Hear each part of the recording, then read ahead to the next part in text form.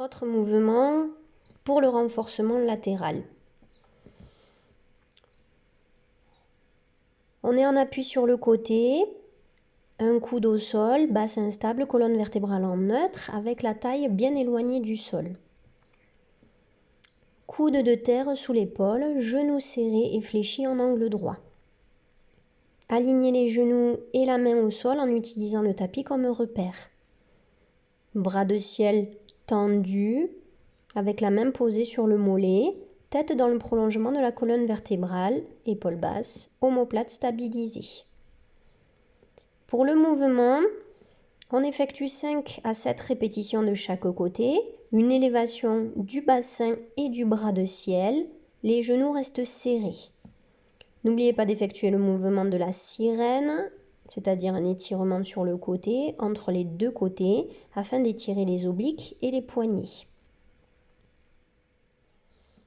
Pour la respiration, on inspire en abaissant le bassin et le bras simultanément.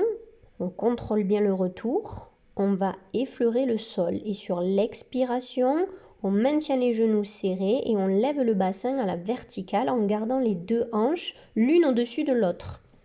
Levez simultanément le bras de ciel au-dessus de l'oreille. Pour l'option 1, on effectue la même chose avec une extension de jambes. Expire, on lève le bassin à la verticale.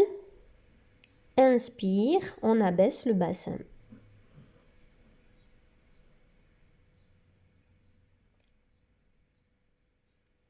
Pour l'option 2, on travaille en position de la grenouille.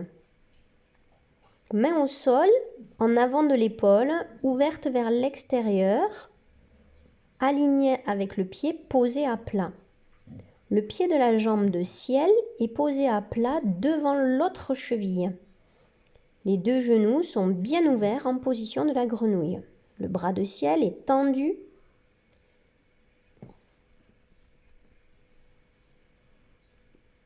Et il vient se reposer sur le genou de ciel, paume au plafond. À l'expire, on lève le bassin à la verticale.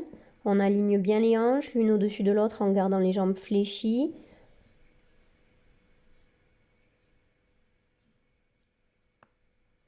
Et inspire, abaisse en contrôlant le retour.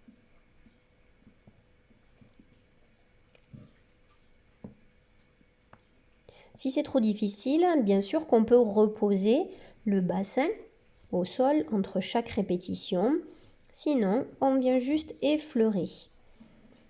Et pour étirer, position de la sirène d'un côté et de l'autre en stabilisant 10-15 secondes la position.